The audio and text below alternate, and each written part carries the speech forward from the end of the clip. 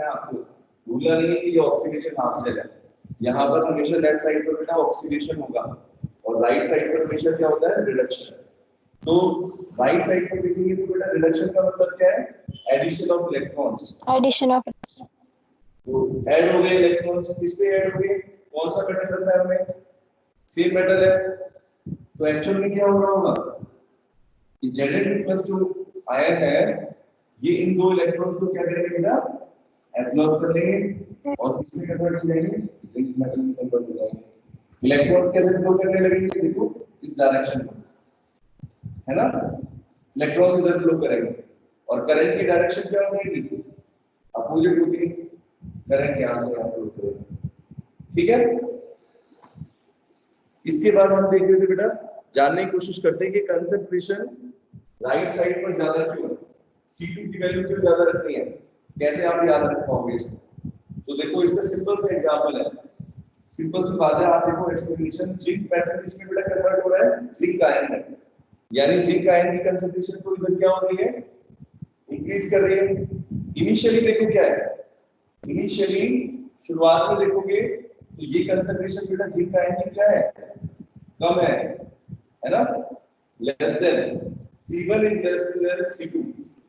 इसका मतलब क्या है, जिंक आयन यहाँ पर कम है स्टार्टिंग में और वहां पर ज्यादा, सेम मेटल के है ना, तो ठीक है। जिंक आयंस की कंसंट्रेशन देखो बेटा दोनों साइड पर इनिशियली क्या होगी, आपने कैसे रखी है, इधर जिंक आयंस कम है इधर ज्यादा है, क्यों, क्योंकि बाद में धीरे धीरे क्या होगा, जैसे जैसे रिएक्शन आगे बढ़ेगा जिंक आयन क्या होंगे बेटा, बढ़ेंगे किस साइड पर, ऑक्सीडेशन हाफ सेल पर, ऑक्सीडेशन हाफ सेल पर जिंक आयन की कंसंट्रेशन इंक्रीज करेगी। हाँ ये आया सबने प्रथम, यस प्रथम का माइक क्यों ऑन नहीं हो रहा, सिमरन। तो बेटा जिंक आयन की कंसंट्रेशन आपने उधर क्यों ज्यादा ली है, अब समझ में आया, क्योंकि बताओ क्या रीजन है, इधर हमने ज्यादा रखी इधर कम रखी है। अगर मान लो इधर ज्यादा रख लेते तो फिर रिएक्शन कैसे होता, तो इधर पहले से ही ज्यादा आयंस है, फिर मुश्किल हो जाता बेटा। जो Zn प्लस आयंस थे वो हमें क्या करना है, अभी तो और फॉर्म होंगे ना इस साइड पर, बढ़ते चले जाएंगे। हम चाहते हैं कि करंट फ्लो करे, चार्ज फ्लो करे इसके अंदर, सर्किट कंप्लीट रहे, तो उसके लिए क्या करना पड़ेगा हमें, इस साइड कंसंट्रेशन कम रखेंगे ताकि आसानी से जिंक आयन बढ़े, यहाँ पर इंक्रीज करते जाए। उधर की तरफ देखोगे तो जिंक आयन की कंसंट्रेशन बेटा क्या हो रही है, इनिशियली तो ज्यादा थी, स्टार्टिंग में तो ज्यादा नहीं आपने, ये देखो, लेकिन जैसे जैसे रिएक्शन आगे बढ़ेगा क्या देखोगे कि C2 की वैल्यू बेटा जो है, कैथोड पर जो कंसंट्रेशन है या रिडक्शन हाफ सेल बोलते हैं इस साइड पर, तो जिंक आयन की कंसंट्रेशन बेटा क्या हो रही है, डिक्रीज हो रही है। आया समझ में ये, इसी से फिर सेल कब तक काम करेगा, वो स्टेज भी आएगी, सेल की फंक्शनिंग कब तक होती रहेगी, किस स्टेज तक सेल काम करेगा, ये कंसंट्रेशन सेल, कल बताया था ना, कब तक काम करेगा, जब तक वो इक्वल ना हो, जब, हाँ जब तक दोनों साइड पर कंसंट्रेशन जिंक आयंस की इक्वल ना हो जाए, इक्विलिब्रियम ना आ जाए, मतलब कि जितने जिंक आयन इधर है उतने ही यहाँ पर हो।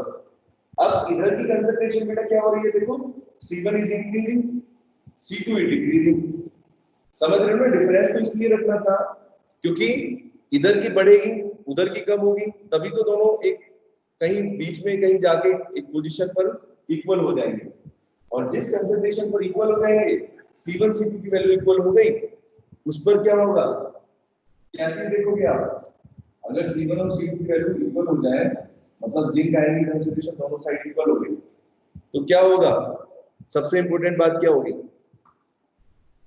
करंट फ्लो नहीं करेगा, मतलब कि आपका जो सेल जिसमें कि पहले करंट फ्लो कर रहा था, सर्किट कंप्लीट था सब कुछ, नहीं करेगा, ठीक है, सर्किट बेटा काम करना बंद कर देगा, मतलब कि करंट फ्लो नहीं करेगा, ठीक है, ना ही कोई पोटेंशियल डिफरेंस होगा।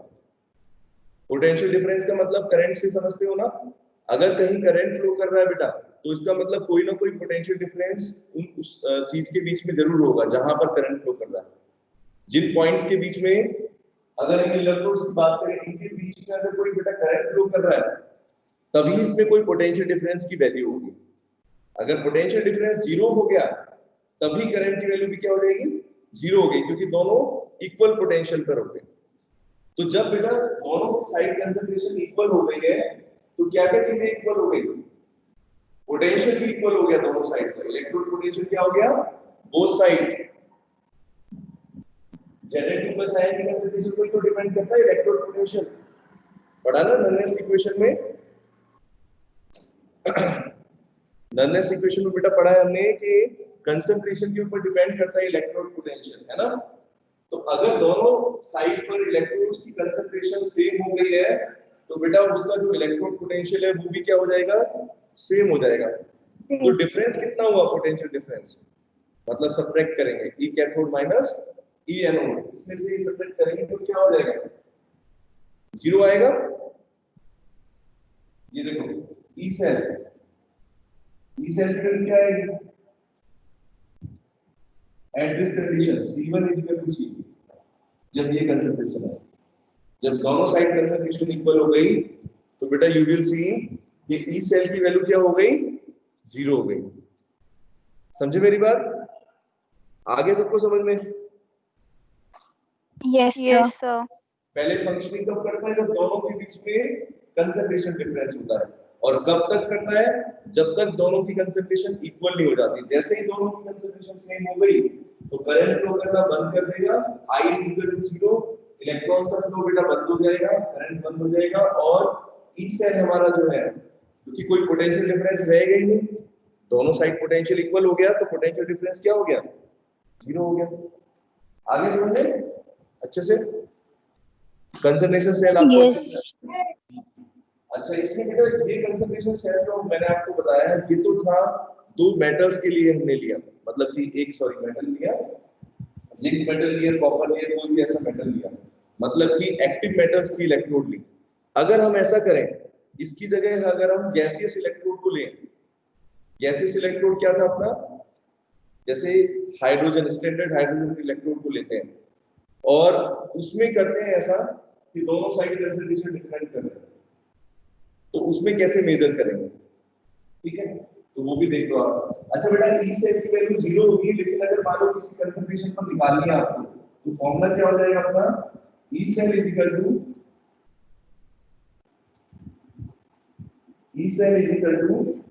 0.0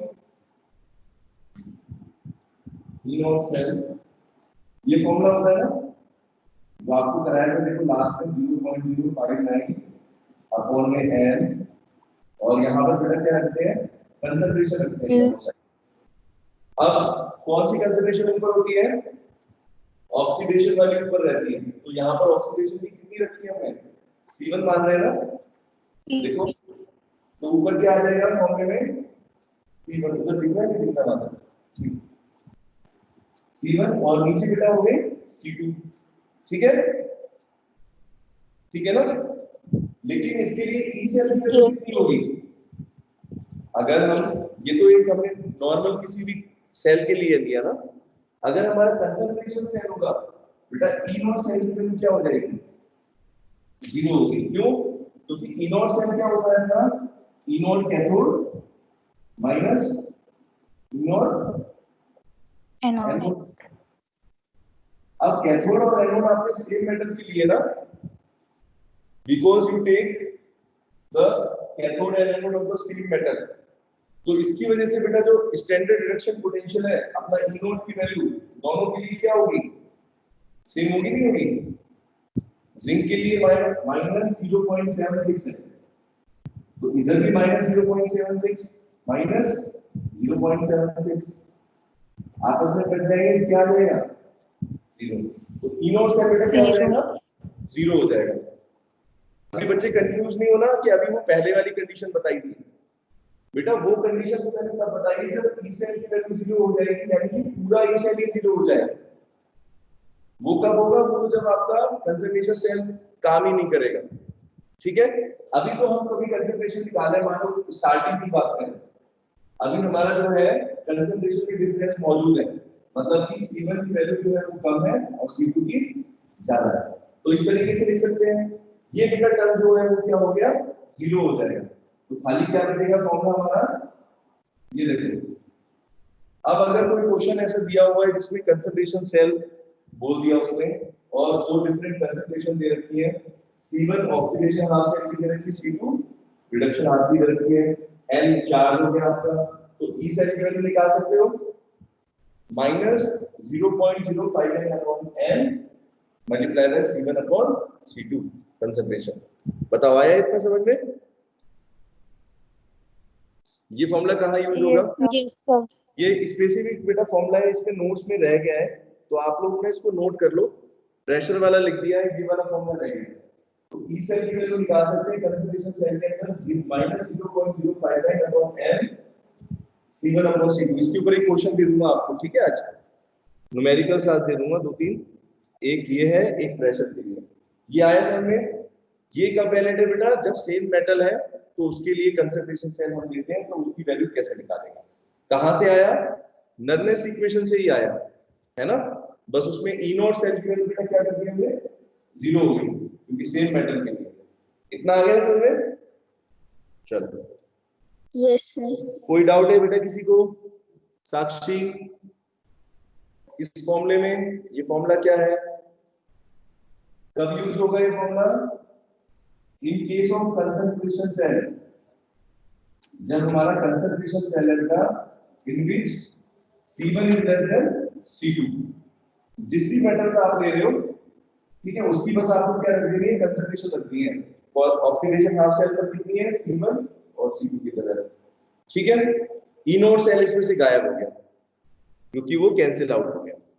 चलो, अब इसके बाद एक और बेटा बताना है, जैसे ये कंसंट्रेशन सेल है ना, तो ये कंसंट्रेशन सेल हमने किसका लिया बेटा?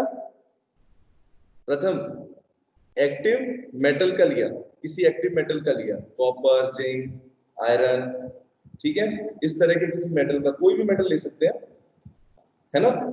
अगर हम ऐसा करें कि हमें एक कंसंट्रेशन सेल बनाना है, एक्टिव मेटल्स का यूज नहीं करेंगे, हम चाहते हैं स्टैंडर्ड हाइड्रोजन इलेक्ट्रोड का लें, तो उसमें हम कैसे कंसंट्रेशन सेल बना सकते हैं? ठीक है बेटा, वो एक्टिव मेटल्स का आपको बता दिया मैंने ये। अब अगर मान लो तीन टाइप के थे ना इलेक्ट्रोड्स, एक अपना एक्टिव मेटल्स, फिर उसके बाद इनर्ट प्लेटिनम जिसमें यूज करते हैं, इनर्ट इलेक्ट्रोड्स होती हैं। थर्ड वन क्या थी? Standard hydrogen gaseous electrodes, gaseous electrodes है ना, उसमें दो होती हैं। आपके सीबीएसई के सिलेबस में एक ही है, तो इसलिए मैंने एक ही कराई है, ठीक है। कोलोमन इलेक्ट्रोड भी होती है, एक आपको हाइड्रोजन इलेक्ट्रोड जो है वही सिलेबस में है, सीबीएसई के अकॉर्डिंग जो मैं करा रहा हूं, ठीक है। तो उसका बेटा बताया था मैंने, हाइड्रोजन, उसमें क्या होगा, किसका रिडक्शन ऑक्सीडेशन होगा बेटा? कंपोनेंट क्या रहेगा हमारा, बताओ क्या रिएक्शन होता है उसमें? दोनों साइड पर रिडक्शन ऑक्सीडेशन किसका होता है? सिग्नल बताओ बेटा, भूल गए? नोट्स बेटा रिवाइज जरूर किया करो, सुन रहे हो? नोट्स रिवाइज जरूर किया करो, लिख के फिर तो भूल जाओगे। जो बेटा पढ़ाते हैं एक बार उसको नोट्स में से जरूर पढ़ो, स्टार्टिंग में भी और बाद में भी, तो ऐसे बिल्कुल सेव हो जाएगा, आगे तक फाइनल पेपर तक, एग्जाम तक आपको याद रहेगा। बताओ, किसी को याद नहीं है? जिंक और कॉपर का? नहीं नहीं नहीं, जिंक और कॉपर का तो बेटा डैनियल सेल होता है। मैं क्या पूछ रहा हूँ आपको, मैं पूछ रहा हूँ स्टैंडर्ड हाइड्रोजन इलेक्ट्रोड, पढ़ा था आपने ने? स्टैंडर्ड हाइड्रोजन इलेक्ट्रोड क्या होता था, क्या क्या रखते थे उसमें? प्लेटिनम। हाइड्रोजन का इलेक्ट्रोड बेटा क्या रखोगे? अगर हाइड्रोजन का इलेक्ट्रोड है तो क्या रखोगे?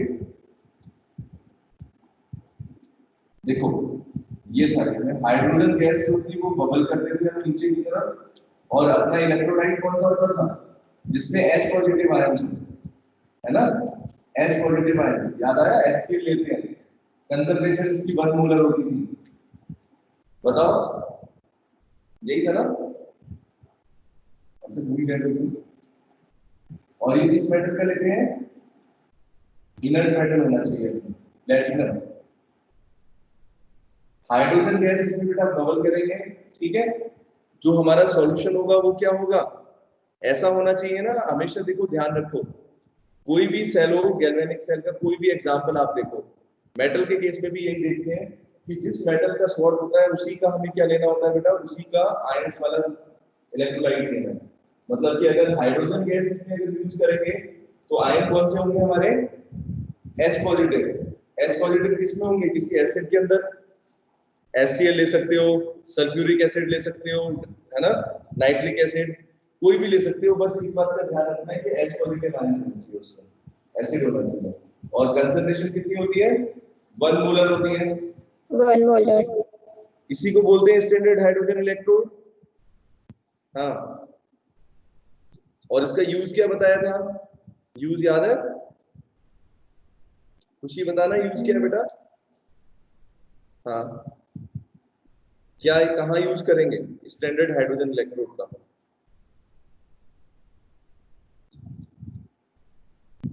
कहीं तो यूज करते होंगे। मेटल के इलेक्ट्रोड्स को हम चलो रखते हैं, स्टैंडर्ड हाइड्रोजन इलेक्ट्रोड का बताया था यूज। सिमरन बताओ, आपको पता है कहाँ यूज कर रहे थे, ये जो हमारी इलेक्ट्रोकेमिकल सीरीज है ये कैसे आई है, स्टैंडर्ड रिडक्शन पोटेंशियल की वैल्यू आई थी ना सारी टेबल के अंदर, वो बेटा कहां से आई है, हाँ बताओ।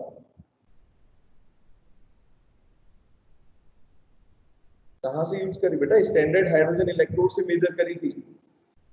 स्टैंडर्ड हाइड्रोजन इलेक्ट्रोड को लगाते हैं ना लेफ्ट साइड पर, जिस भी मेटल का हमें मेजर करना है इलेक्ट्रोड पोटेंशियल, जिस मेटल का मेजर करना है तो लेफ्ट साइड पर क्या बताया था, जीरो करके नहीं निकालते हैं, क्योंकि स्टैंडर्ड हाइड्रोजन इलेक्ट्रोड का, हाँ स्टैंडर्ड हाइड्रोजन इलेक्ट्रोड का क्या बताया था आपको पोटेंशियल बेटा, ये देखो H positive hydrogen gas H positive, अगर ऐसा कोई सेल है तो इसकी कितना होता है इलेक्ट्रोड पोटेंशियल, इस इलेक्ट्रोड का 0.0, रेफरेंस इलेक्ट्रोड भी बोलते हैं इसको, क्या बोलते हैं, रेफरेंस इलेक्ट्रोड। हाँ या नहीं था, पीछे का भूल के जा रहा है बेटा, रिवाइज कराएंगे कल सारा, क्योंकि टेटर जो पूरा टेस्ट है वो सारे जितना पढ़ाया है उसमें से सब में से है, तो रिवाइज करो अच्छे से, ठीक है। कल अपने सारे डाउट्स तैयार रखना, ये जो भी नोट्स हैं अच्छे से उनको पढ़ के और जो भी चीज पूछनी है वो तैयार कर लेना, ठीक है। तो रेफरेंस इलेक्ट्रोड ये स्टैंडर्ड हाइड्रोजन इलेक्ट्रोड ये बोलते हैं। अब देखो बेटा, अगर इसको अगर अपने को कंसंट्रेशन सेल बनाना है, इसी से अभी मेटल का ले रहे थे, अब हम चाहते हैं कि इसका यूज करें, तो कैसे कर सकते हैं। अब यहाँ पर बेटा देखो ध्यान से, हम कैसे करते हैं, हम यहाँ पर कंसंट्रेशन बेटा चेंज नहीं कर सकते। क्या चेंज नहीं कर सकते, कंसंट्रेशन को चेंज नहीं करेंगे, हम क्या चीज चेंज करेंगे, जो हाइड्रोजन गैस है उसका प्रेशर कितना लेते थे, 1 बार, है ना, अगर स्टैंडर्ड हाइड्रोजन इलेक्ट्रोड थी। लेकिन अभी बेटा अपने को क्या चीज चेंज करनी पड़ेगी, ये प्रेशर, दो डिफरेंट प्रेशर की वैल्यू लेंगे। मतलब कि इस तरीके से, जैसे मान लो ये सेटअप किया, यहाँ पर कंपार्टमेंट बना लेंगे, ठीक है, नीचे कंसंट्रेशन क्या है, सेम रखेंगे, यानी 1 मोलर रख लो, 1 मोलर HCl। अब जो ये इलेक्ट्रोड्स हैं, जिस प्रेशर पर इनको, ये देखो हाइड्रोजन गैस इसमें अंदर करेंगे तो किसी प्रेशर पर कर रहे हैं, पहले कर रहे थे 1 बार पर, लेकिन अब हम क्या करेंगे, सपोज ये वाला प्रेशर अपना P1 रखो और इधर का प्रेशर रखो P2, ठीक है, हाइड्रोजन गैस का प्रेशर रखना है ना, कोई भी वैल्यू हो सकती है डिफरेंट देन 1 atm। अभी 1 बार प्रेशर नहीं रखना, अब क्या करना है, दोनों साइड आपको प्रेशर बेटा अलग अलग करना है, समझ रहे हो मेरी बात। कंसंट्रेशन सेल अगर बेटा हम लें तो एक तो हो गया हमारा एक्टिव मेटल्स का इलेक्ट्रोड, वहां पर तो हम क्या करते हैं, कंसंट्रेशन में डिफरेंस कर देते हैं। अभी हम क्या चीज में बेटा डिफरेंस करेंगे, क्या चीज डिफरेंस होगे, प्रेशर्स की वैल्यू P1 एंड P2, ठीक है। और किस तरीके से रखेंगे, इस साइड प्रेशर ज्यादा लेंगे, जैसे उसमें किया था हमने बिल्कुल same, P1 is less then P2, आ रहा समझ में। हाँ, प्रेशर की वैल्यू बेटा अलग अलग करेंगे, मतलब हाइड्रोजन गैस जो है उसको कितने प्रेशर पर हम यहाँ पर इंट्रोड्यूस कर रहे हैं, ठीक है। अब यहाँ पर प्रेशर पे लेने का देखो, उसी हिसाब से जिस हिसाब से मैंने प्रेशर चेंज किया, देखो इससे कंसंट्रेशन पर क्या फर्क पड़ेगा। एक्चुअल में बेटा रिएक्शन क्या होता है, जैसे उसमें रिएक्शन देखा था हमने जिंक के लिए, है ना, कंसंट्रेशन सेल में, वैसे इस वाले कंसंट्रेशन सेल में बताओ क्या होगा। अगर ऑक्सीडेशन हाफ सेल पर देखें तो क्या रिएक्शन होगा, मतलब कि ऑक्सीडेशन हाफ सेल में मतलब ऑक्सीडेशन होना चाहिए। ऑक्सीडेशन का मतलब इलेक्ट्रॉन्स रिलीज होंगे। कैसे होंगे, ये जो हाइड्रोजन गैस है बेटा, ये क्या करेगी, ब्रेक डाउन होगी, डिकम्पोज होगी, 2H पॉजिटिव आएगा, है ना, और 2 इलेक्ट्रॉन्स यहां पर क्या होंगे, रिलीज होंगे, ठीक है। H2 गैस बेटा क्या होगी, ब्रेक डाउन होगी ना, ये जो यहां पर P1 प्रेशर पर है, तो 2H पॉजिटिव आयन बनेंगे और 2 इलेक्ट्रॉन्स बनेंगे। अब ये 2 इलेक्ट्रॉन्स क्या करेंगे, ये देखो यहां पर इकट्ठे हो गए, दूसरी साइड पर क्या होगा, ये ऑक्सीडेशन हाफ सेल है, ये रिडक्शन हाफ सेल है। रिडक्शन पर बेटा क्या होगा, ये इलेक्ट्रॉन्स को क्या करेंगे, एक्सेप्ट करेंगे। कौन एक्सेप्ट करेंगे, क्या चीज है, H पॉजिटिव आयंस है ना इस सॉल्यूशन के अंदर, हाइड्रोजन के आयंस, जैसे जिंक के केस में था, बिल्कुल सेम। 2H पॉजिटिव आयंस होंगे बेटा, वो क्या करेंगे, इन 2 इलेक्ट्रॉन्स को ले लेंगे और फिर वापस इसमें इंट्रोड्यूस कर देंगे H2 गैस के अंदर, ठीक है। ये रिएक्शन होगा नहीं होगा, दोनों साइड पर देखो ये रिएक्शन होगा। ओवरऑल रिएक्शन देखो इसमें भी क्या है, what is the overall reaction, सब कुछ कैंसिल आउट हो गया, इधर हाइड्रोजन बन गया है ना, उधर भी हाइड्रोजन बन गया। अगर आप टोटल लिखना चाहो रिएक्शन को लिख सकते हो, टोटल रिडॉक्स रिएक्शन बेटा क्या होगी, कुछ भी नहीं होगी, आपस में कैंसिल आउट हो रहे हैं, है ना। इधर भी हाइड्रोजन, इधर हाइड्रोजन कैसे है, इधर भी, अगर इन दोनों को ऐड करके देखें तो ये इससे कैंसिल हो जाएगा, ये इससे कैंसिल हो जाएगा। इसका मतलब ये हुआ, जैसे कंसंट्रेशन सेल में बताया था आपको कि बेटा there is no overall redox reaction, एक तरीके से नो नेट रिएक्शन बोल सकते हैं, ओवरऑल कोई रिएक्शन नहीं होगा। सिर्फ यहाँ पर क्या चीज ट्रांसफर होती है, चार्ज का ट्रांसफर होता है, उसमें भी होता है वाली कंसंट्रेशन सेल में, और इसमें भी बेटा सिर्फ क्या होगा, इलेक्ट्रॉन्स का फ्लो होगा, चार्ज का ट्रांसफर होगा, इलेक्ट्रॉन यहां से जाएंगे फिर इधर से कंप्लीट करेंगे। तो इसका मतलब ये है कि this is also the same concentration cell, बिल्कुल उसी तरह से, बस यहां पर बेटा कंसंट्रेशन की जगह क्या कर दिया हमने, P1 P2 की वैल्यू चेंज कर दी। अब प्रेशर से एक्चुअल में क्या डिफरेंस होता है, जिस प्रेशर पे बेटा आप इसको हाइड्रोजन को कर रहे हो, उससे उसकी कंसंट्रेशन पर इफेक्ट पड़ता है, ठीक है। अगर आपने प्रेशर यहाँ पर कम रखा है तो यानी कि बेटा ये कंसंट्रेशन क्या है, इनिशियली कम है। लेफ्ट साइड पर बेटा H पॉजिटिव आयंस की कंसंट्रेशन क्या होगी, अगर हम चाहते हैं कि ये कंसंट्रेशन सेल काम करे, क्या होनी चाहिए, कम होनी चाहिए,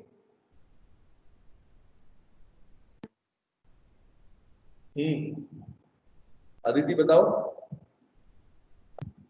जैसे इससे पहले वाला कंसंट्रेशन सेल पड़ा था, वहां पर बेटा जिंक आयन की कंसंट्रेशन क्या थी, लेफ्ट साइड पर initially C1 is less than कम थी, तो वैसे ही यहाँ पर भी बेटा क्या होगा, H पॉजिटिव आयन की कंसंट्रेशन यहाँ पर कम है स्टार्टिंग में, तो एक्चुअल में क्या हो रहा है, हाइड्रोजन गैस किसमें करा रही है, उसकी कंसंट्रेशन को बढ़ा रही है, ठीक है, धीरे धीरे। और उस साइड पर बेटा क्या हो रहा है, पहले से H पॉजिटिव आयन की कंसंट्रेशन ज्यादा है, लेकिन धीरे धीरे क्या होगी, कम होगी, डिक्रीज आपको H2 गैस में बदली जाएगी। तो ये देखो दोनों रिएक्शंस हो रहे हैं, बिल्कुल वैसे ही हो रहे हैं जैसे किसी मेटल के कंसंट्रेशन सेल में होते हैं, बस यहाँ पर बेटा इक्वेशन जो हमारी इस सेल की वैल्यू आई थी उसमें C1 और C2 की जगह क्या चेंज हो जाएगा, क्या हो जाएगा बताओ, कंसंट्रेशन P1 और P2 हो जाएगा, गुड, ठीक है। तो कैसे लिख सकते हैं, देखो ई सेल की वैल्यू लिख देता हूं आपको, ई सेल का बेटा फॉर्मूला हमारा क्या हो जाएगा, अगर कोई कंसंट्रेशन सेल है गैसियस इलेक्ट्रोड की तो उसको लिखेंगे E cell is equal to, ठीक है, ई नॉट सेल, ये वैल्यू तो आपको पता है 0 है वैसे भी, माइनस 0.059 अपॉन n, ठीक है, और यहाँ पर बेटा हो जाएगा P1 अपॉन P2, ऊपर कौन सी कंसंट्रेशन रखनी है, जो ऑक्सीडेशन हाफ पर है, ऑक्सीडेशन आपका कौन सी है, P1, जो कि इनिशियली क्या है, कम है, P1 अपॉन P2। या है समझ में आपको? इसमें से E नॉट सेल तो जीरो हो गया, इसको हटा दो, तो फॉर्मूला क्या बना अपना, ये बना। सर इसे लॉग भी लगेगा ना? क्या बेटा, लॉग।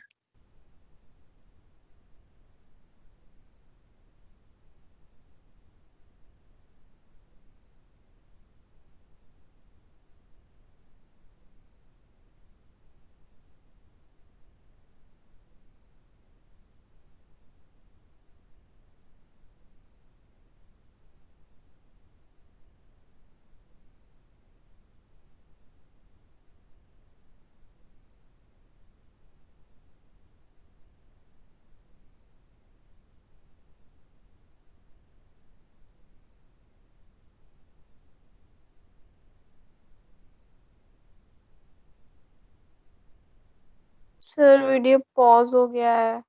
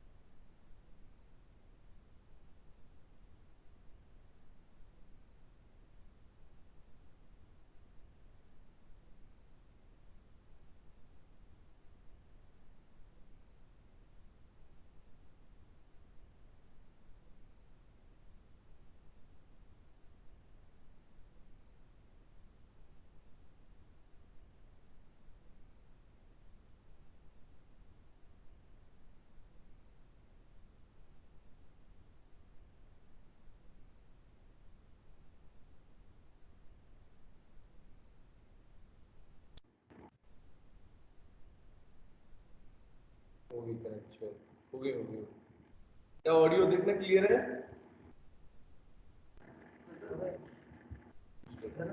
सर कुछ भी नहीं दिख रहा है। दिख नहीं रहा, क्या हुआ स्क्रीन पे, क्या हुआ? अच्छा कैमरा, हाँ रुको, नहीं वहां से पढ़ता हूँ मैं।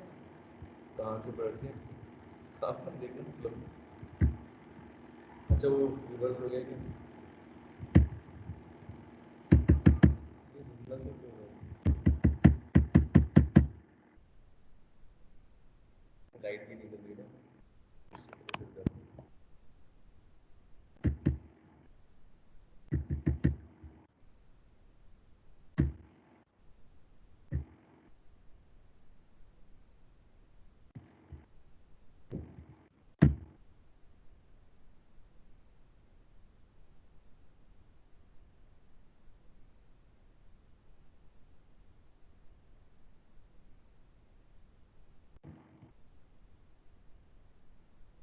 तो देखो दिख रहा है ना कैसे, पीछे का आ रहा है क्या,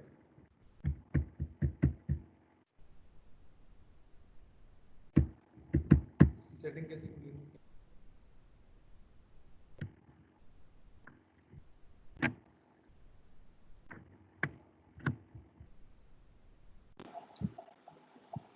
ये हाँ ओके,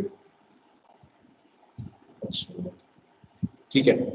हाँ बेटा, कंसंट्रेशन सेल की बात कर रहे थे। देखो, अगर हमारा हाइड्रोजन के इलेक्ट्रोड्स लें, अगर हम स्टैंडर्ड हाइड्रोजन इलेक्ट्रोड को लें, ठीक है, डिफरेंट दो कंसंट्रेशन की जगह क्या मिला, किस चीज में वेरिएशन मिले, उनके प्रेशर में। ठीक है बेटा, आप क्लियर है?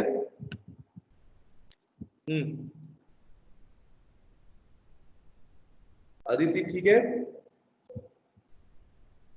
Yes sir.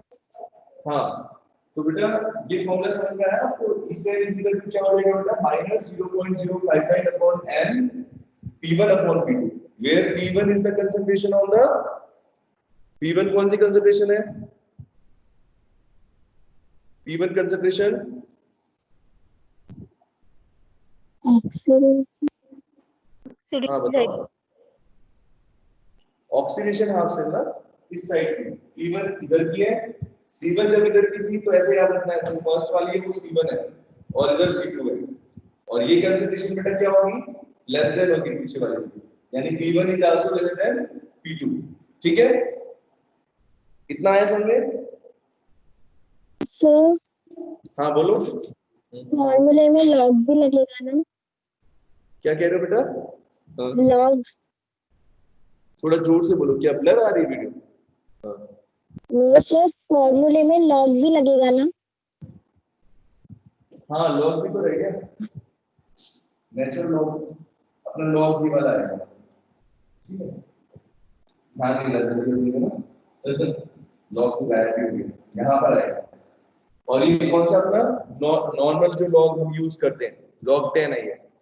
ठीक है, क्योंकि हमने सारी जगह पुट कर दिए, फॉर्मूला निकाला था ना 0.059। ठीक है, ये समझ में आया बेटा फंक्शनिंग कैसे हो रही है इसकी?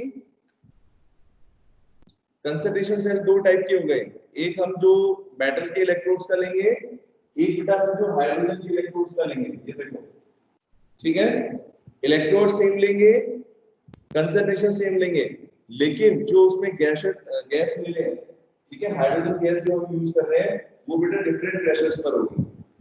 ठीक है, भावेश, खुशी बेटा समझ में आया ये अच्छे से? क्या डिफरेंस है दोनों में? यस वर्किंग सेम है। हाँ खुशी बोलो, आगे बेटा समझ समझ। में। हाँ, सिर्फ बेटा किस चीज में डिफरेंस दिख रहा है आपको? वहां पर C1 C2 ले रहे थे, कंसंट्रेशन ले रहे थे, है ना, इलेक्ट्रोलाइट की, और यहाँ पर हम क्या ले रहे हैं बेटा, प्रेशर्स ले रहे हैं। ठीक है, जिस प्रेशर पर गैस को यहाँ पर इसके अंदर हम क्या करेंगे, डिसॉल्व कर रहे हैं इसके अंदर। ठीक है, इलेक्ट्रोड्स के ऊपर प्लेटिनम के इलेक्ट्रोड्स लेते हैं ना। ठीक है, आगे अच्छे से समझ में, कंसंट्रेशन सेल पूरी फंक्शनिंग कब तक काम करेगा, कब तक नहीं, इसमें भी कब तक काम करेगा ये? अगर हाइड्रोजन इलेक्ट्रोड्स की बात करें बेटा, कब तक काम करेगा बताओ सोच के। जब ये ड्रम हमारा क्या हो जाए, P1 P2, P1 upon P2 क्या हो जाए,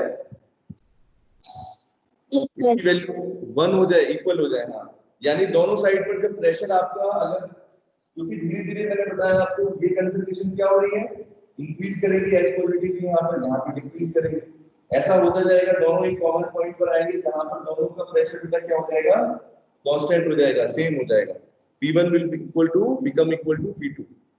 ठीक है, तो क्या हो जाएगा वहां पर, ये कंसंट्रेशन सेल जो है इस पे करंट फ्लो करना बंद हो जाएगा। ठीक है, जैसे वहां पर हुआ।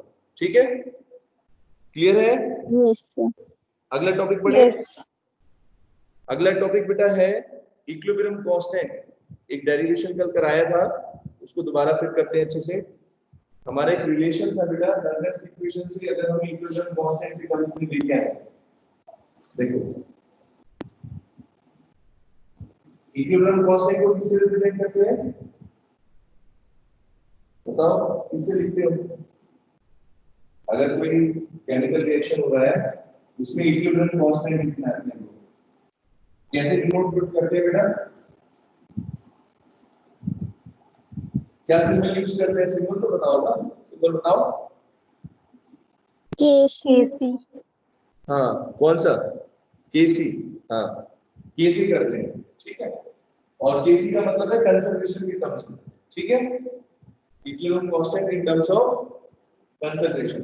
तो एक बेटा जनरल इक्वेशन लेते हैं, कराई थी ना आपको, देखो ए बी बी, ये दोनों रिएक्टेंट्स हैं हमारे, ये बेटा क्या हो रहे हैं, रिवर्सिबल रिएक्शन लेते हैं। इस तरीके से एक रिएक्शन है, ठीक है, गैल्वेनिक सेल के अंदर कोई रिएक्शन हो रहा है जनरल, उसके अंदर अगर हमें देखें, अगर हमें लिखना है Kc की वैल्यू, इक्विलिब्रियम कांस्टेंट, तो इक्विलिब्रियम कांस्टेंट का बेटा मतलब क्या होता है कि ये फॉरवर्ड रिएक्शन है एक साइड, और ये वाले अगर वापस चेंज हो रहे हैं तो बैकवर्ड रिएक्शन है ना। तो इक्विलिब्रियम कांस्टेंट क्या लिखते हैं बेटा, concentrations of the products raised to the power, जो उनका ज्योमेट्रिक कोएफिशिएंट्स होते हैं, ठीक है, c की पावर क्या हो जाएगी, c स्मॉल c, और d की पावर स्मॉल d। ये इनको क्या बोलते हैं, abcd जो छोटे वाले हैं, small abcd, these are called geometric coefficients। सबको पता है ये बैलेंस केमिकल रिएक्शन में जो इनकी कोएफिशिएंट्स लिखे रहते हैं, है ना। तो कंसंट्रेशन बेटा जितनी होती है, मतलब c रिएक्ट प्रोडक्ट की जितनी कंसंट्रेशन है उसको कितना पावर लग जाएगी, जितना उसका ज्योमेट्रिक कोएफिशिएंट है, ठीक है, आए थे समझ में। Yes. हाँ, तो नीचे क्या लिखेंगे हम, ऊपर रखते हैं कंसंट्रेशन ऑफ प्रोडक्ट्स, नीचे बेटा क्या होता है अपना, कंसंट्रेशन ऑफ रिएक्टेंट्स होता है, यही था ना किसी, देखो concentration of the reactants sorry products upon में concentration of the reactants raised to their geometric coefficients, ठीक है, ये होती है Kc की वैल्यू, ठीक है ना। ये बेटा फर्स्ट डाल दो इसको, ये हमारा Kc है। अब हमने तो देखो इस इक्वेशन के लिए, इस केमिकल रिएक्शन के लिए, if we want to apply Nernst equation, बताओ नर्नेस्ट इक्वेशन इसके लिए कैसे लिखेंगे इस केमिकल रिएक्शन के अकॉर्डिंग, जनरल क्या होती है नर्नेस्ट इक्वेशन बताओ, E cell is equal to क्या आएगा बेटा, बताओ जल्दी, याद होनी चाहिए अब तो ये आपको, E cell is equal to क्या होगा, सबसे पहले क्या आएगा, E naught. क्या E naught. E naught. E not cell, good good, Not cell. E not cell आएगा, सबसे पहले आएगा ई नॉट सेल, मतलब कि standard potential of the cell, जो सेल पोटेंशियल की वैल्यू है स्टैंडर्ड, ठीक है, माइनस बेटा क्या वैल्यू आता है, अब इसमें RT वाले लगने दो, है ना, RT/NF वाला लेने दो, RT/NF, और नेचुरल लॉग यहाँ क्या लिखते हैं हम, कंसंट्रेशन ऑफ द, अब वहां पर बेटा देख रहे थे ऑक्सीडाइज्ड, मतलब कि एक तरीके से क्या बोल सकते हैं, ऑक्सीडाइज्ड फॉर्म का मतलब क्या है कि जिंक जैसे है ना, तो जिंक आयन की कंसंट्रेशन, मतलब कि क्या चीज है, जिंक आयन एक तरीके से क्या है, अगर जिंक अपना इसमें कन्वर्ट हो रहा है जिंक आयन, यानी बेटा ये क्या चीज बनी, जिंक आयन, प्रोडक्ट्स हो गए, क्या हो गए, प्रोडक्ट हो गया ना, Yes. है ना, इस रिएक्शन के अकॉर्डिंग अगर देखें तो जिंक आयन प्रोडक्ट है, तो यानी ऊपर किसकी कंसंट्रेशन रखेंगे, अगर ये रिएक्शन है आपका, तो AA+BB, तो प्रोडक्ट्स रखेंगे सबसे पहले ऊपर, तो प्रोडक्ट्स क्या हो जाएंगे, C की पावर C, बिल्कुल उसी तरीके से B⁻D, क्योंकि इसके भी इसी हिसाब से करते हैं, अपॉन में A⁻A B⁻D, या ऐसे मैंने कैसे हमने रखा, क्योंकि नर्नेस्ट इक्वेशन में बेटा ऊपर हम लिखते हैं ऑक्सीडाइज्ड फॉर्म, ठीक है, किसी भी मेटल की, मतलब कि जो हमारा प्रोडक्ट बना है उसकी कंसंट्रेशन लिखेंगे, नीचे किसकी लिखेंगे, रिएक्टेंट्स की कंसंट्रेशन, ठीक है। अब इसको कैसे रिप्लेस कर सकते हैं, ये जो टर्म आपको दिख रहा है इसकी जगह हम क्या लिख सकते हैं बेटा, देखो ऊपर K. Kc लिख सकते हैं, इक्विलिब्रियम कांस्टेंट, बस आगे आपके form minus RT/NF natural log of Kc, ठीक है, इधर ई सेल हो गया, यानी अब आप देखो बेटा दिस इज क्या है, ये रिलेशनशिप है, किसके बीच में दिख रहा है आपको, ई सेल और Kc के बीच में, this is the relation between cell potential, है ना बेटा, सेल पोटेंशियल एक तरफ, दूसरी तरफ क्या है हमारा, इक्विलिब्रियम कांस्टेंट। अब इसका सिग्निफिकेंस बताऊंगा, आप ये बताओ इतना समझ में आया आपको, कैसे निकाला हमने ये रिलेशन, खुशी बेटा आया समझे, Yes. नंदिनी आ गया? ये रिलेशन समझ में आया? अगर आपसे पूछा जाए what is the relation between cell potential और एन इक्विलिब्रियम कांस्टेंट, तो सेल पोटेंशियल और इक्विलिब्रियम कांस्टेंट के बीच में रिलेशन है। ठीक है, ठीक है ना? अब देखो, Yes, sir. अब हम देखेंगे इसका सिग्निफिकेंस क्या है। बहुत इंपॉर्टेंट है और इंटरेस्टिंग भी है, आपको इंटरेस्ट आएगा इसमें। जितना हमने पढ़ा है ना वही सब चीजें हैं। अब देखते हैं बेटा कि कैसे इसको समझेंगे कि इन दोनों का इक्विलिब्रियम कांस्टेंट जो यहाँ पर आया है इसका मतलब क्या है। इसके लिए बेटा फिर दोबारा हम गैल्वेनिक सेल पर जाएंगे। हमने गैल्वेनिक सेल में देखो क्या देखा था, इस तरीके से था, दो इलेक्ट्रोड्स थी, ठीक है, एक सॉलिड हो गया। तो इस साइड पर बेटा क्या रिएक्शन होता है, ऑक्सीडेशन हाफ सेल है, ये रिडक्शन हाफ सेल है, ठीक है। यहां पर बेटा क्या रिएक्शन होगा बताओ, जिंक आयन का जिंक मेटल किसमें कन्वर्ट होता है, Zn2 plus Zn2 प्लस है ना, ये रिएक्शन होगा। और इस साइड पर क्या हो रहा था कि कॉपर जो है, कॉपर के आयन इन टू इलेक्ट्रॉन्स को एक्सेप्ट कर लेंगे और बन जाएंगे कॉपर। ओवरऑल रिएक्शन लिख देता हूं यहां पर, क्या हो जाएगा, Zn प्लस कॉपर आयन इसमें बेटा कन्वर्ट हो जाएंगे Zn आयन प्लस कॉपर, ठीक है ना। ये रिएक्शन हो गया हमारा।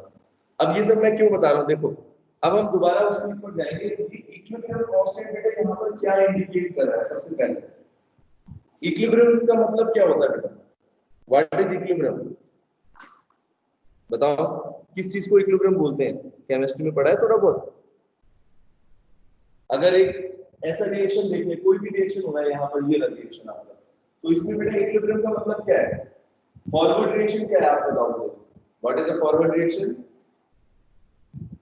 ये Zn जिंक जो है वो जिंक आयन में कन्वर्ट हो, ये फॉरवर्ड रिएक्शन है ना। और बैकवर्ड का मतलब क्या है, ये दोबारा फिर वापस आने लगेगा। तो बैकवर्ड और फॉरवर्ड रिएक्शन दो प्रोसेस होती है ना, दो रिएक्शन के स्टेप है। एक फॉरवर्ड रिएक्शन होता है जो बेटा किसको फेवर करता है, प्रोडक्ट्स को फेवर करेगा, इनकी कंसंट्रेशन को फेवर करेगा, जिंक की कंसंट्रेशन को क्या करेगा, फेवर करेगा, जिंक आयन की कंसंट्रेशन बढ़ जाए, ठीक है या नहीं बताओ।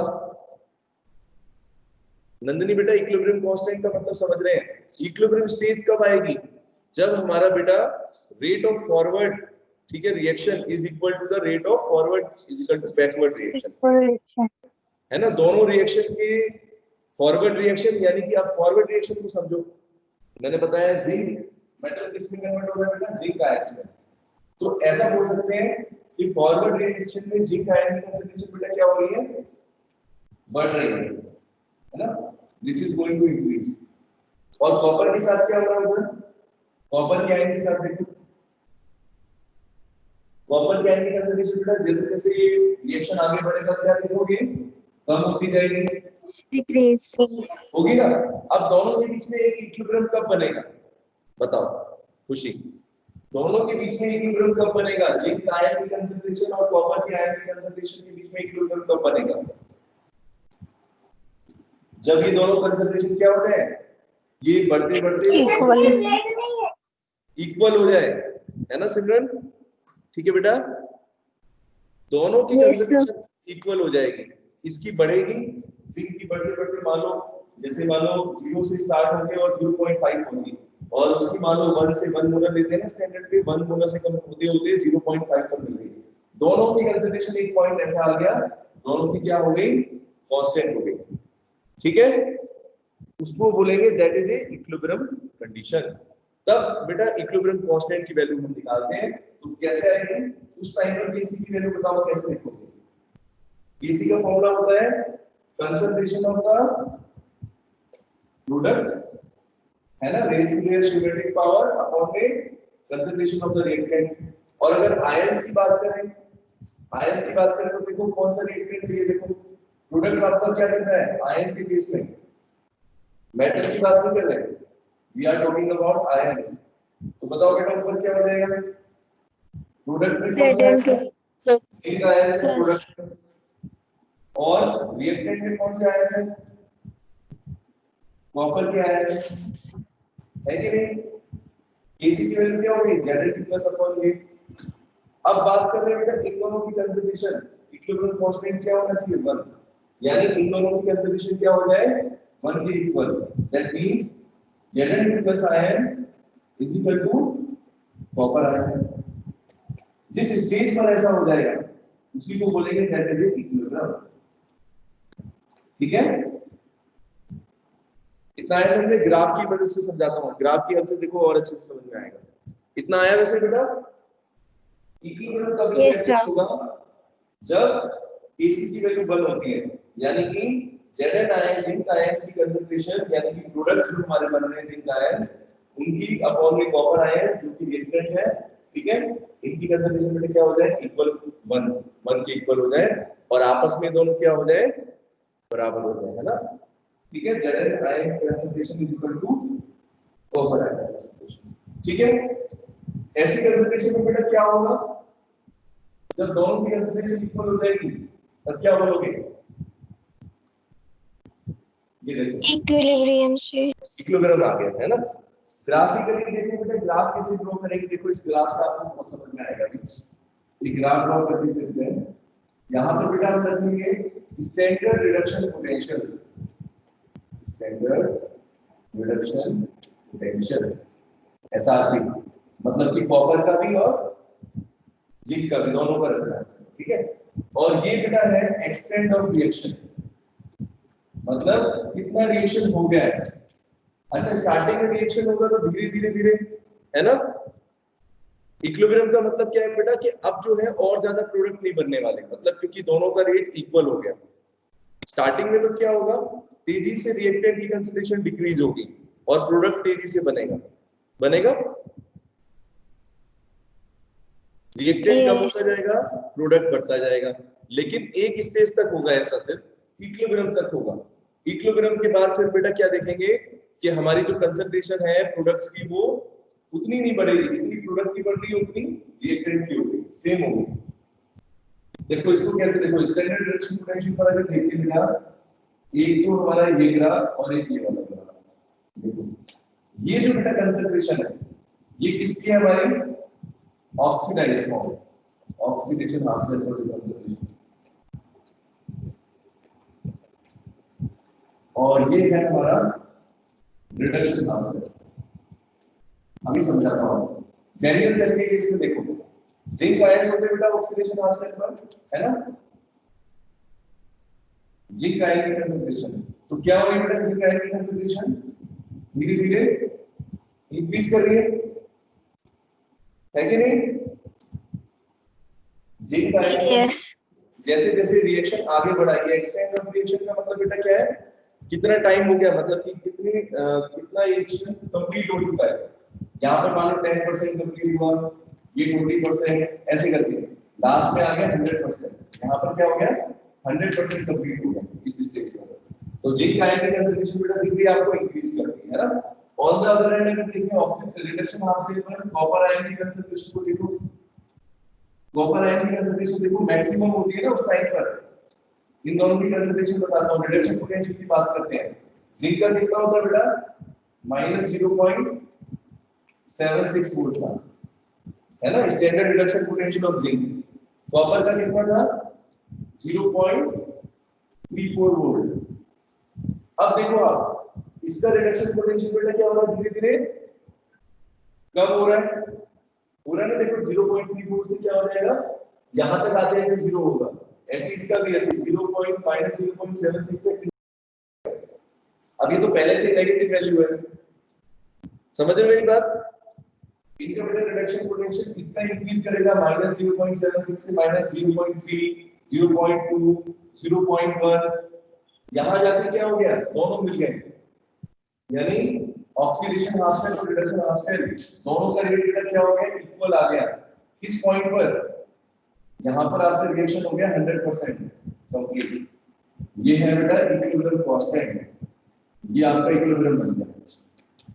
ये कौन सी स्टेज आ गई? इक्विलिब्रियम। यहाँ पर दोनों की कंसंट्रेशन आपने देखो क्या हो गई, जिंक आयन की भी और कॉपर आयन की कंसंट्रेशन क्या है बेटा, इक्वल हो गई। Zn plus iron is equal to copper ion। ठीक है, इतना समझ में आया ग्राफ से? ग्राफ आगे क्या चीज के लिए है? जैसे जैसे Yes. रिएक्शन आगे बढ़ रहा है, क्या ऑब्जर्वेशन देखा आपने बेटा? दो ऑब्जर्वेशन है इसका। एक तो जिंक आयन यानी कि ऑक्सीडेशन हाफ सेल पर जो इलेक्ट्रोलाइट लिया है उसकी कंसंट्रेशन बेटा बताओ क्या हो रही है? Oxidation Increase। इंक्रीज हो रही है ना? और रिडक्शन हाफ सेल पर कंसंट्रेशन बेटा जो है इलेक्ट्रोलाइट की, कॉपर आयन की, वो क्या हो रही है? कम हो रही है। दोनों जाके बेटा जिस पॉइंट पर मिल रहे हैं दैट इज ए इक्विलिब्रियम। ठीक है, वो इक्विलिब्रियम एस्टैब्लिश हो गया दोनों के बीच। ठीक है, आगे अच्छे से समझ में ये? Yes, sir. अच्छा, फॉर्मूला आपको मैंने पहले Yes, बता sir. दिया, ई नॉट सेल, अगर इनके बीच में जो रिलेशन है ये है, ठीक है, E not equal to E not cell minus RT ln आपको लेना है और ln केसी। ठीक है, और अगर मान लो ई सेल की वैल्यू, हाँ ठीक है, ये फॉर्मूला बेटा अपना आ गया। अब देखो इसमें एक चीज, अगर हम सिग्निफिकेंस की बात करते हैं, इसका क्या सिग्निफिकेंस है इस स्टेज पर बेटा देखते हैं। केसी का क्या सिग्निफिकेंस है इक्विलिब्रियम कांस्टेंट में? केसी बेटा क्या इंडिकेट करता है? थोड़ा सा बैक में जाते हैं, 11th क्लास में पढ़ा था इक्विलिब्रियम कांस्टेंट की अगर वैल्यू ज्यादा होगी केसी की वैल्यू, तो इसका मतलब क्या है? इससे हम क्या समझ सकते हैं? केसी की वैल्यू कम और ज्यादा से क्या फर्क पड़ता है? If KC is very very high, maximum value मान लो केसी कब होती है बेटा? जब आपका रिएक्शन क्या हो रहा हो, कंप्लीट हो चुका हो। क्या हो बेटा? यानी जितने भी प्रोडक्ट बनने थे, प्रोडक्ट की कंसंट्रेशन क्या है? मैक्सिमम है। इसको ऐसे भी समझ सकते हो, ये देखो इस फॉर्मूले से केसी का फॉर्मूला होता है केसी इक्वल टू प्रोडक्ट्स की कंसंट्रेशन अपॉन में रिएक्टेंट कंसंट्रेशन, यही है ना, सी की पावर सी डी की पावर डी, इस तरीके से।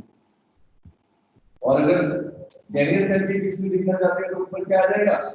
जिंक आयन की कंसंट्रेशन, नीचे आ गया कॉपर आयन की कंसंट्रेशन। तो बेटा यहाँ पर प्रोडक्ट की कंसंट्रेशन जब मैक्सिमम हो जाएगी, है ना, और रिएक्टेंट की कंसंट्रेशन क्या हो जाए? मिनिमम, तो केसी की वैल्यू क्या देखोगे आप? केसी की वैल्यू बेटा इसका मतलब क्या है? इंक्रीज कर रही है प्रोडक्ट की कंसंट्रेशन बढ़ने से और रिएक्टेंट की कंसंट्रेशन डिक्रीज करने से। तो केसी की वैल्यू अगर बेटा बहुत हाई आती है तो इसका मतलब है कि हमारा रिएक्शन जो है ऑलमोस्ट कंप्लीट हो चुका है। ठीक है, रिएक्शन बेटा हमारा क्या हो गया? कंप्लीट हो चुका है। तो अब देखो इसका क्या इंडिकेशन है? अगर हम बात करें डैनियल सेल की, जो हमने पढ़ा ना जिंक कॉपर का डैनियल सेल पढ़ा है, उसमें अगर बेटा इस टेंपरेचर पर देखो 298 केल्विन यानी स्टैंडर्ड टेंपरेचर प्रेशर जो होता है, उस पर अगर बेटा केसी कैलकुलेट करके देखें तो हमारा आता है 2 × 10 की पावर 7, 2 × 10 की पावर 7। कितनी ज्यादा वैल्यू है देख रहे हो? 10 की power 7, it is very very high, approximately value है केसी की। कितने टेम्परेचर बेटा? 298 केल्विन। तो डैनियल सेल के केस में बेटा देखो केसी की वैल्यू मैक्सिमम कब है? 2 × 10 की पावर 7। इसका मतलब क्या है? इस टेम्परेचर पर बेटा डैनियल सेल में सबसे ज्यादा रिएक्शन हो रहा होगा, ऑलमोस्ट कोई रिएक्शन है, यानी कि जिंक आयन जो है, कहां गया अपना रिएक्शन? ये लिख लेते हैं, zinc plus copper ion Zn plus zinc copper. तो ये जो रिएक्शन है यानी जिंक आयंस बनने की जो प्रोसेस है वो बेटा क्या है? उस टाइम पर मैक्सिमम है, और कॉपर आयन की कंसंट्रेशन क्या है उस टाइम पर? मिनिमम। समझे? रिएक्शन ऑलमोस्ट आपका क्या हुआ? फॉरवर्ड रिएक्शन ऑलमोस्ट कंप्लीट हो चुका है। लीना आया समझ में बेटा इतना? केसी का क्या सिग्निफिकेंस है? रिप्लाई करो जल्दी खुशी। अगर केसी की वैल्यू ज्यादा है तो बेटा इसका मतलब क्या है? रिएक्शन के ऊपर क्या इफेक्ट पड़ा? Reaction completed. रिएक्शन कंप्लीट हो गया। यानी रिएक्शन की बेटा जो स्टेज देखें, कितना रिएक्शन कंप्लीट होने का मतलब क्या, रिएक्शन कंप्लीट होने का मतलब है प्रोडक्ट्स कितने फॉर्म हो गए, है ना। रिएक्टेंट से प्रोडक्ट बन रहा है, तो प्रोडक्ट जितना फॉर्म हुआ उतना ही तो बोलोगे। अगर 10% रिएक्शन कंप्लीट हुआ तो उसका मतलब क्या है कि प्रोडक्ट आपके सिर्फ 10% बने हैं, है ना।